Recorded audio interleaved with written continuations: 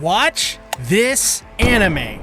I often try to start my videos with some sort of introduction, but this time I think it's important we skip that, and let me tell you why. Cyberpunk Edgerunners is the real deal.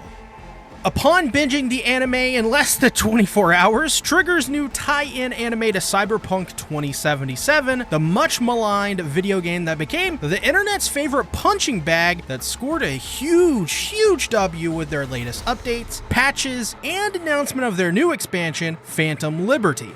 But while we must commend the devs for their hard work for salvaging the wreckage from those damn corpos, the real victory goes to Cyberpunk Edgerunners, which after its release saw a huge spike in the infamous Steam concurrent player charts. And you may be asking, why are you talking so much about Cyberpunk 2077, a video game? You haven't been a gaming channel since 2017, SeaTactics. Well, dear viewer, the reason is because Cyberpunk Edgerunners is, pardon my French, also hold this so I can pick this up. Cyberpunk Edgerunners is so fucking great that it has single-fucking-handedly revived Cyberpunk 2077, the fucking punch bag of the fucking internet. Fuck! Alright, if you want to, you can throw me a couple dollars on Patreon because this video has definitely just gotten demonetized, and heck, it's gonna anyways. So let's chrome the fuck up and get into this shit. Taking place sometime before the events of Cyberpunk 2077, the story follows David. David lives in the seedy underbelly of Night City. You're either somebody or you fizzle out into nothing. Night City don't let you choose. This theme of Night City swallowing those who wish to step foot in it whole is prevalent throughout the entire anime and video game as well. And David is one of those swallowed as one fateful day after being caught for an illegitimate firmware update that he bought so he could save his mother money because they're struggling to make ends meet. They are caught in the crossfire of an ongoing car chase that ends in the eventual death of his mother. From there, David's life becomes harder and harder until one day he's brought to a breaking point and decides to install the tech his mother had stored away to become an edgerunner of Night City. In so many words, this is David's origin story. And for what it's worth, it's a fantastic way to introduce David, but also the setting and themes of Night City. From the very start, the viewer is immersed into Night City with its vibrant colors, cyberpunk art direction, and dingy aesthetics that wow the eye, but also make for surreal and dark tones that is quite unlike some anime out there even today. If I were going to make a comparison, it would be closest to a cross between the original Cyberpunk board game, 1995's Ghost in the Shell, and 1988's Akira. This, of course, is something that's not uncommon, as this is actually in Trigger's wheelhouse, as the studio has not been shy in the past to show their inspirations from other series, with one of their last series, Darling in the Franxx, taking a lot of inspiration from Hideaki Anno's magnum opus, Neon Genesis Evangelion. To say Trigger was a perfect partnership for CD Projekt Red on this anime would be somewhat of an understatement to say the least. We see this in the first episode as Trigger's distinct 90s-inspired production excites the eyes, and this keeps up throughout the series. One of the more distinct moments in the opening scene, which sets up David's tech that he would eventually inherit as a thug, is taken out, and almost immediately afterward, we're treated to an absolute assault on the eyes with a huge feast of violence, action, nudity, sex, and honestly, there is a lot of sex and nudity in this anime. This anime immediately makes it very aware it is not for children, and takes many of the sexual content and themes from Cyberpunk 2077 and successfully integrates it. They really take the time to immerse you into Night City, using Trigger's animation in combination with music that sounds like it was directly lifted from the game's world itself. This is another big up on the anime, as the music in its entirety is one of the best scores Trigger has ever produced or have been a part of, bar none. To put this as clearly as possible, this anime, like I said, makes you feel like you are in Night City.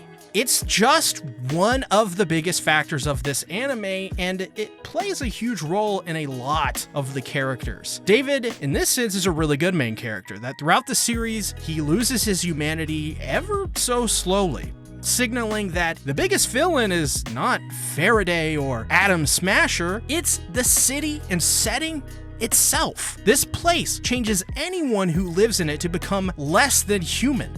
This is what happens to David. The city takes advantage of him and his mom, and suddenly he's an edgerunner in love with a girl who lives off crime.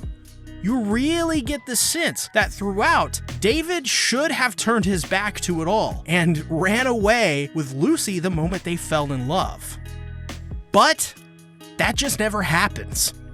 Lucy, for those who want to know about her, turns out to be the main love interest of David, and she's a netrunner, someone who basically hacks, and she's a very unique character in herself. She doesn't really ever reveal much about herself, personally speaking, only really what she needs to in any given moment, though her actions often speak to her truer desires. An example of this is that clearly Lucy is way more in love with David at first, and it takes actually some time for David to warm up to her than the other way around, though she never does quite say it outright in the series until later on. I really enjoyed this little aspect about her character, as in a way, this absolutely fits with David's innocent and honest personality. In other words, it kind of took an honest man to make Lucy an honest woman and open and to get out of her shell. And in that sense, they were really meant for each other. But the relationship is also one of tragedy and goes back to the themes of just getting the hell out of Night City to save yourself from its grasp. There are a couple of moments in particular where Lucy tells David they just need to get out.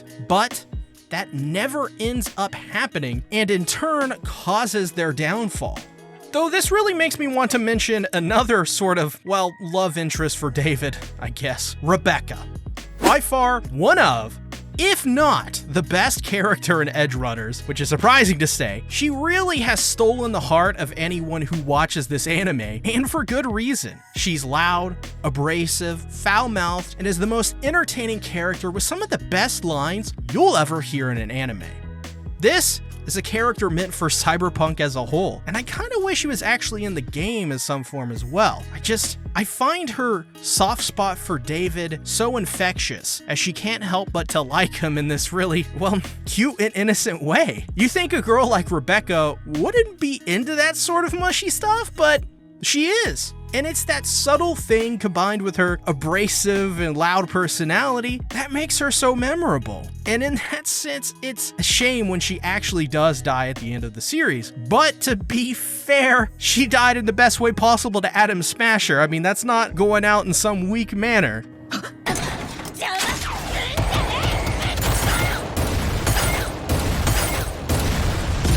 That, in of itself, though, is a great tie-in from the game, Atom Smasher. So, dear viewer, let me play you my favorite Atom Slasher line from Cyberpunk 2077, because, yeah, roll the clip. You look like a cut of fuckable meat, are you? Evelyn. I felt her fear. Who says that? I mean, really, that's one, rude, and two, well, actually, it's just rude now, isn't it?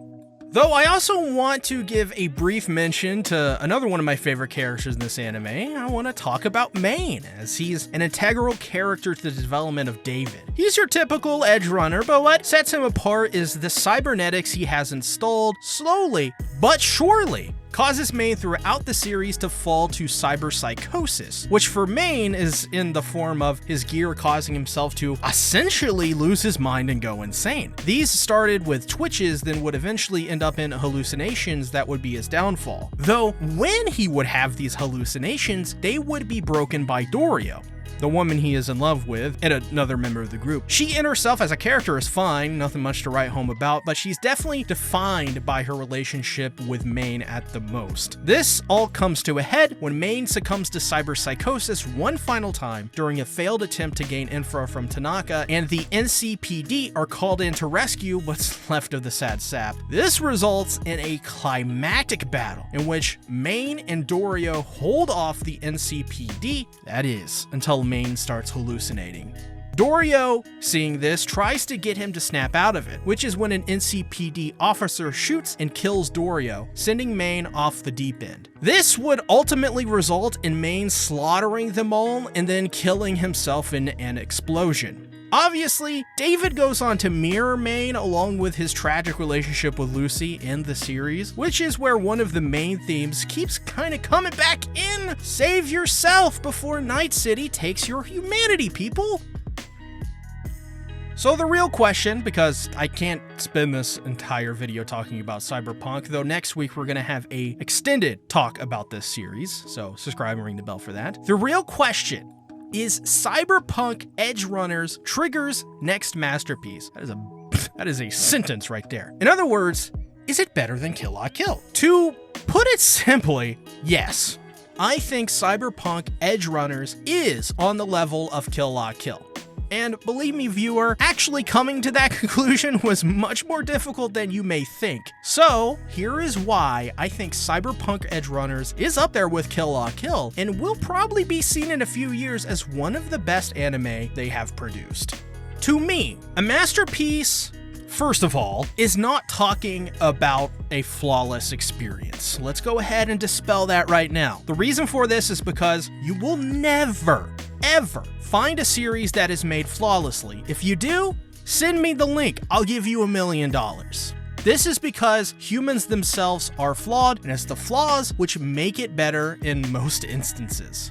So yes, Edgerunners does have a few flaws. For one, the actual plot itself is pretty basic, as it's basically just the experience of David in Night City. It's not really about anything, and has no real bearing on the world of Cyberpunk itself beyond giving some character to Atom Smasher, but really nothing. So to me, this anime is more of a sum of its parts, and I believe the anime literally could not get any better. The absolute immersion this anime gives you is rivaled, in my opinion, only by the game alone, and has the same philosophy of technically wowing the viewer with what they're looking at and what they're hearing.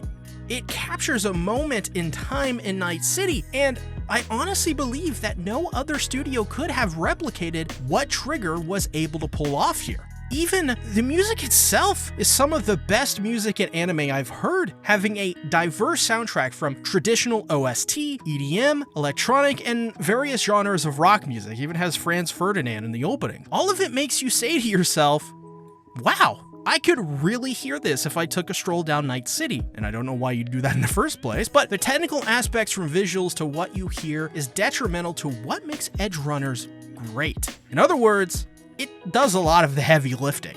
Think of it this way, actually. This is a really good example. Would you play Halo without music? And that is exactly what I'm trying to say. Edgerunners is so good in this regard that without the visual and technical presentation, it's actually quite boring.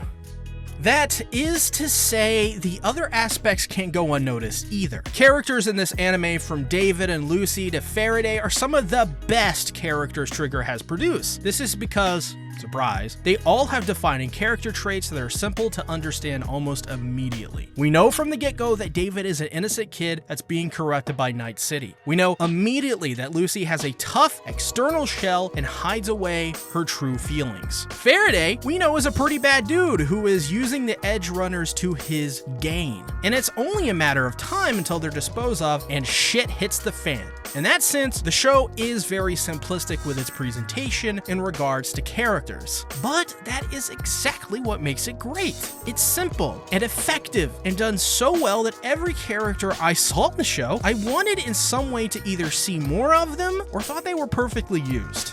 As I said earlier, Rebecca is a monument and a testament to what this anime has achieved. But I also think this anime is filled with moments that are just memorable and will become iconic for a new generation of anime fans. And they have one almost every episode. Whether it's Maine killing himself in a blaze of glory, Rebecca being crushed by Adam Smasher, Lucy kissing David, Lucy and David on the moon, the end sequence where Lucy actually goes to the moon, the rocket lifting off with the moon in the background as the two kiss, the horrifying brain dance sequence with David, Pillar being killed, Kiwi betraying the Edgerunners, Kiwi's death, David's death, Tanaka, Dorio, Faraday, etc., etc., etc. This anime is so great because it gives you something at nearly every turn that leaves an impression on you. The way they're able to interweave motifs, themes, and tones together to create this feeling of Night City suffocating you. And the only thing you want to do in this anime is to shake the characters desperately, yelling at them to get out now. But they never listen because the city keeps them firmly within its toxic tendrils, not allowing the characters you love so much to leave. Not without losing something dearly. In that regard, Cyberpunk Edgerunners is Trigger's tragic masterpiece. This anime, to me, is all of the hype and more. For Christ's sakes, it revived a dead game from the grave and saved the franchise that many people consider to be nothing but a punchline. That, in of itself, is such a major accomplishment that earns Edgerunners its flowers alone. It restored faith in CD Projekt Red, for Christ's sake. How many anime can say that? Not many.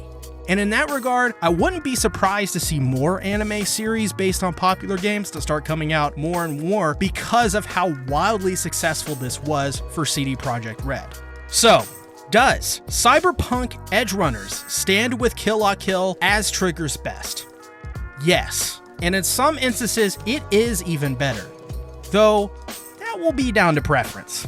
Is Cyberpunk Edgerunners a masterpiece? Honestly, just like anything, there will be detractors and at the same time sycophants. But speaking only for myself, yes, Cyberpunk Edgerunners is a masterpiece. So, let me know what you think.